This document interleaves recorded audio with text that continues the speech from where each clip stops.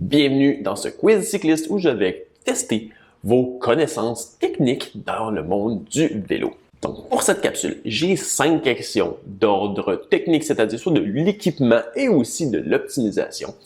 Et je vous invite à la suite sur les commentaires à nous dire vous avez eu quoi comme score sur 5. Et on commence. Première question. En vélo de route sur le plat, à quelle vitesse est-ce que la résistance aérodynamique représente plus de 50% de la résistance totale du déplacement du cycliste?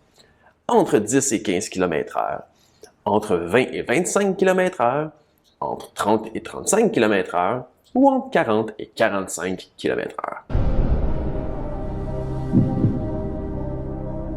La bonne réponse, 20 à 25 km/h. Oui, dès ces vitesses-là, c'est la résistance la plus grande que le cycliste doit combattre pour se déplacer.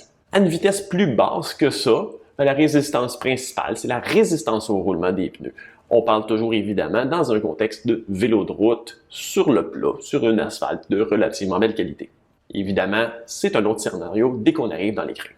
Deuxième question. Quelle a été la première compagnie à commercialiser une transmission électronique pour vélo? Shimano, SRAM, Campagnolo, Suntour, Sash ou Mavic? La bonne réponse, c'est Suntour. C'est en 1990 qu'ils ont commercialisé une transmission électronique, la Browning Electric AccuShift Transmission, ou l'acronyme BEAST. 2 ans avant le Mavic Zap, 19 ans avant le premier Shimano D2 et 25 ans avant le premier SRAM E-TAP. Troisième question. Que signifie la mention Max Pressure ou pression maximale sur le flanc de votre pneu? C'est la pression à laquelle la performance sera optimale. C'est la pression à laquelle le risque de crevaison sera le plus faible. Ce n'est qu'une norme de sécurité ISO et aucunement une recommandation de pression. Ouais, ça là, il est évident, c'est juste une norme de sécurité, aucunement une recommandation. C'est loin d'être la pression la plus performante, la plupart du temps c'est beaucoup trop élevé. Et aussi pour les crevaisons, bien qu'une haute pression, oui, ça peut techniquement réduire les chances de crevaison par pincement, une haute pression augmente les chances de crevaison par perforation. Quatrième question. En 2015, Bradley Wiggins fracassait le record de l'heure en parcourant 54,526 km en 1 heure en produisant environ 440 watts de puissance. 4 ans plus tard, Victor Campenaerts éclipait Wiggins avec 55,089 km, mais en produisant seulement 330 watts, plus de 30 watts de moins. Quelle était la raison qui explique cet écart de puissance fournie? Il était beaucoup plus léger, il avait des pneus beaucoup plus performants, il avait beaucoup plus d'expérience en piste, il était à une altitude beaucoup plus élevée, il était beaucoup plus aérodynamique, il utilisait un moteur. La bonne réponse est qu'il était à une altitude beaucoup plus élevée.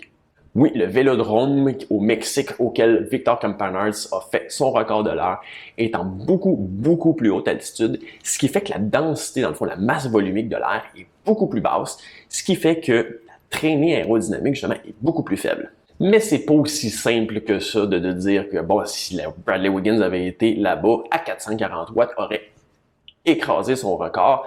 Quand on arrive à plus haute altitude, on le sait justement, la densité, dans le fond, d'oxygène est plus basse. Donc, l'effort physique est beaucoup plus difficile. C'est pour ça que quelqu'un comme Victor Campenaerts, malgré qui, au niveau de la mer, va être capable de développer plus de 400 watts sur 1 heure, quand il arrivait en altitude, justement, oui, il pouvait développer beaucoup moins.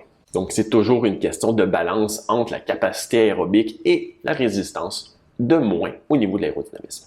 Et la 5e et dernière question. Parmi les caractéristiques suivantes à propos des roues, lesquelles n'ont aucun effet mesurable prouvé sur la performance?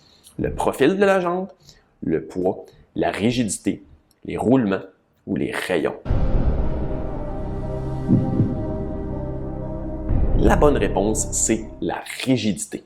Oui, bien que tout le monde parle de la rigidité, et je l'ai dit là-dessus, c'est quelque chose qui est extrêmement nuancé, très peu compris est non fondée, non prouvée.